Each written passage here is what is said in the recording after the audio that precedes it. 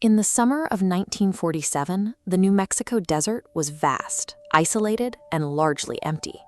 It was the perfect place to hide a military secret, and the perfect environment to lose the truth. Out here among the arid scrub brush, a local rancher stumbled across a massive debris field scattered across the dirt, shocking press release down the teletype wires. They explicitly claimed the military had captured a crashed flying disc. Within 24 hours, the military completely retracted that statement. They told the press the debris was simply a crashed weather balloon. That rapid reversal created an immediate information vacuum. Over the following decades, popular culture rushed in to fill that void. Whispers of government cover-ups evolved into blockbuster movies and highly publicized television broadcasts, like the fabricated 1995 Alien autopsy film. Human memory degrades over time, making eyewitness testimony unreliable. To understand what actually crashed in the desert, modern investigators must abandon the lore and focus strictly on the surviving physical artifacts. The most fiercely debated piece of evidence is a photograph. It shows General Roger Ramey crouching over the supposed weather balloon debris, holding a folded piece of paper, now known as the Ramey Memo. In the highly regimented, paper-driven bureaucracy of the 1940s military, every significant event generated documentation. If the text on that memo can be deciphered, it serves as a primary source document that could finally confirm or completely debunk the crashed saucer story. To solve Roswell, investigators must extract data directly from the molecular noise and silver halide grains of a nearly 80-year-old photograph. The U.S. Air Force eventually released their own definitive explanation for the crash, based on declassified documents. The debris came from Project Mogul, a highly classified initiative designed to detect Soviet atomic tests using low-frequency acoustic sensors.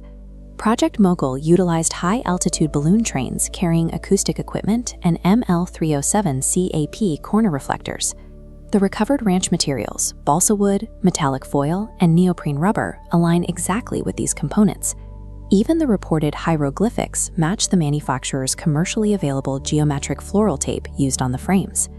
The recovery was handled by the 509th Bomb Group, a unit stationed nearby. As an elite, nuclear-tapable unit, their intense security protocols explain the immediate clampdown on information. When you align the classified flight logs with the physical materials found in the desert, Project Mogul offers a completely verifiable explanation. No extraterrestrial craft is required to explain the wreckage. Civilian researchers, however, point back to the Ramey Memo. Depending on who analyzes the blurry, distorted text in the photograph, some claim to see specific, highly suggestive words, like victims and crash, hidden in the grain. To resolve this, analysts have applied IMI technology.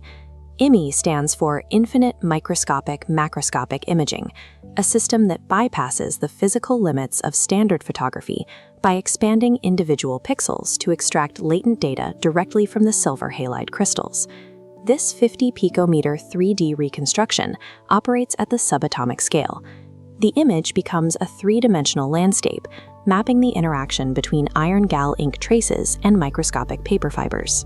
Deconvolution wavelet transforms then filter out decades of degradation, isolating the original letter forms. Yet, even with this massive influx of subatomic data, the output isn't a perfectly clear document. The final step requires a human being to look at the reconstructed shapes and decide what those letters actually spell. The investigation of the Ramey Memo remains a conflict between the Air Force's macroscopic records of Project Mogul and the microscopic efforts of civilian forensics. Both sides seek a definitive answer within the same set of blurred pixels.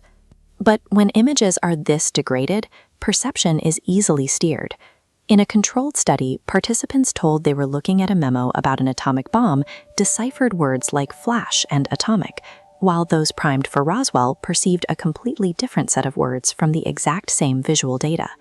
Subatomic imaging provides more data, but it cannot eliminate the final layer of human interpretation. Even at a resolution of 50 picometers, a photograph remains a collection of light and shadow, waiting for an observer to decide what it means.